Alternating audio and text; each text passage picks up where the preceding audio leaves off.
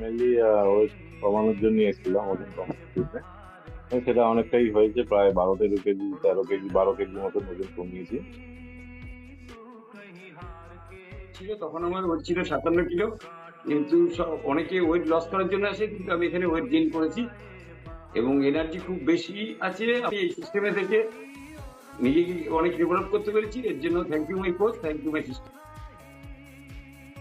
প্রচুর শারীরিক সমস্যা থেকে তো বেরিয়ে এসেছি, এবং তার সাথে সাথে মানসিকতারও অনেক অনেক পরিবর্তন হয়েছে।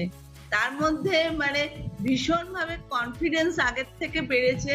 আর ওয়েট লস হয়েছে প্রায় 16 কেজি এই 5 মাসে। ভীষণ ভীষণ ভালো আছি।